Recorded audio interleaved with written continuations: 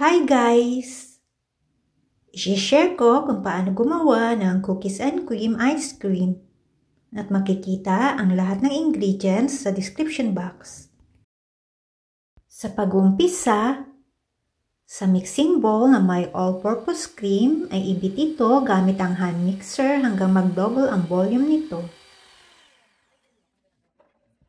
Isunod na ilagay ang condensed milk.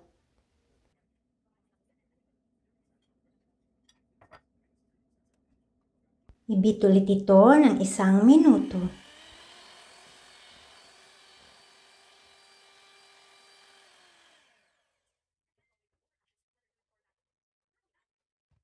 Ilagay ang huling sangkap na Oreo cookies at i-mix ito gamit ang spatula.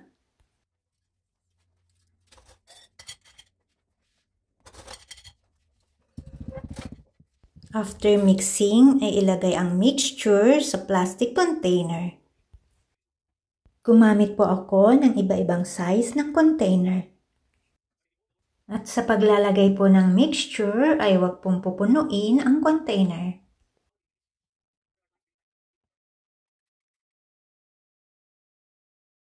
Pagkatapos maglagay ng mixture ay takpan ito at ilagay sa freezer. I-chill ito ng 6 hours o kaya'y overnight. Pag matigas na ang ice cream ay tanggalin ang takip at maglagay ng Oreo cookies sa ibabaw nito. Optional lamang po ang paglalagay nito. Ilagay ulit ang takip ng container.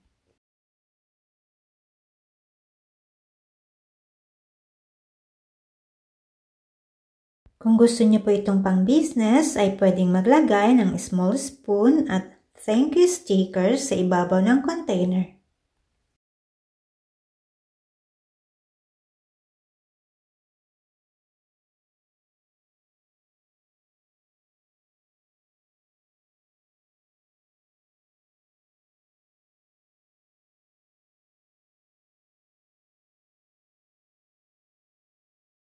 People may plan all kinds of things, but the Lord's will is going to be done.